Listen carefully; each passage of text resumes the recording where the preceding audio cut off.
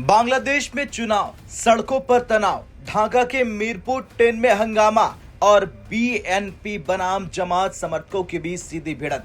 जी हां, बांग्लादेश के 13वें संसदीय चुनाव के बीच राजधानी ढाका से बड़ी खबर सामने आई है। मीरपुर 10 संसदीय सीट पर बांग्लादेश नेशनलिस्ट पार्टी यानी बीएनपी और जमात इस्लामी के समर्थकों के बीच भीषण झड़प की खबर सामने आई। इसी सीट से जमात इस्लामी के प्रमुख शफीकुर रहमान चुनाव में उतर चुके हैं। हालात इतने तनावपूर्ण हो गए कि भारी सुरक्षा बल तैनात करना पड़ा।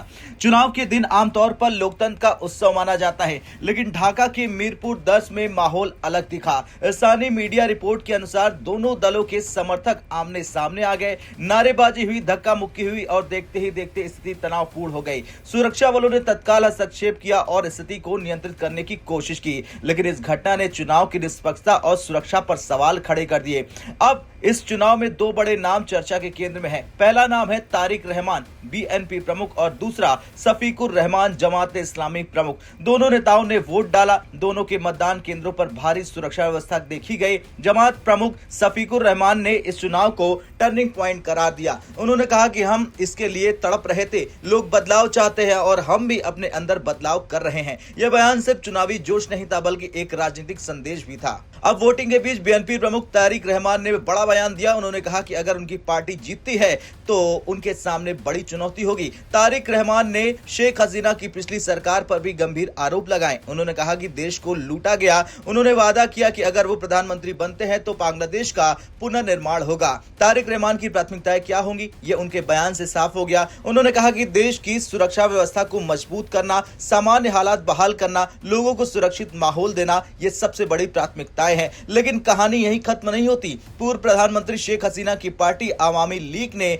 चुनाव की ईमानदारी पर सवाल उठा दिए। अवामी लीग का आरोप है कि ढाका में अनियमितताएं हो रही हैं। उसने दावा किया कि ढाका 6 सीट के वार्ड नंबर 43 में वोटरों की गैर मौजूदगी में बैलेट पेपर पर स्टाम्प लगाए गए। ये भी आरोप लगाया गया कि बैलेट बॉक्स पर कब्जा करने की कोशिश हुई। अगर ये आरोप सही साबित होते हैं तो चुनाव की विश्वसनीयता पर बड़ा सवाल खड़ा हो सकता है। बांग्लादेश के 13वीं संसदीय चुनाव में मुख्य मुकाबला दो गठबंधनों के बीच बताया जा रहा है। पहला है बीएनपी 10 पार्टियों के गठबंधन के साथ, दूसरा है जमात इस्लामी 11 पार्टियों के गठबंधन के साथ।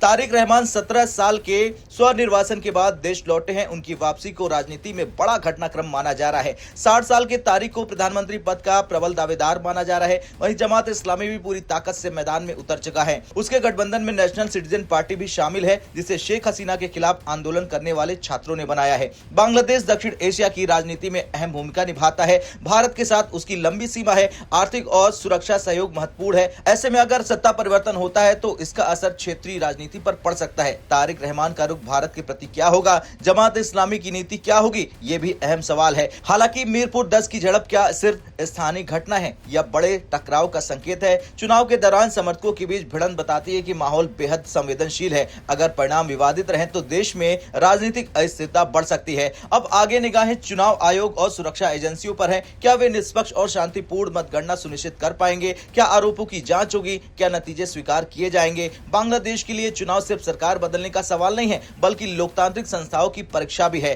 खैर, ढाका के मीरपुर 10 में हुई भिड़ंत ये बताती है कि चुनावी जंग बेहद तीखी है। एक तरफ तारिक रहमान जो पुनर्निर्माण और सुरक्षा का वादा कर रहे हैं, दूसरी तरफ शफीकुर रहमान जो इसे बदलाव का टर्निंग पॉइंट बता रहे हैं, और तीसरी तरफ अवामी लीग जो चुनाव की निष्पक्षता पर सवाल उठा रही है। अब फैसला जनता के हाथ में है, लेकिन सवाल यही है कि क्या बांग्लादेश इस चुनाव से मजबूत लोकतंत्र बनकर निकलेगा या राजनीतिक अस्थिरता बढ़ेगी? कुल मिलाकर मीरपुर 10 की भिड़ंत ने संकेत दे दिया है कि यह चुनाव आसान नहीं होने वाला है।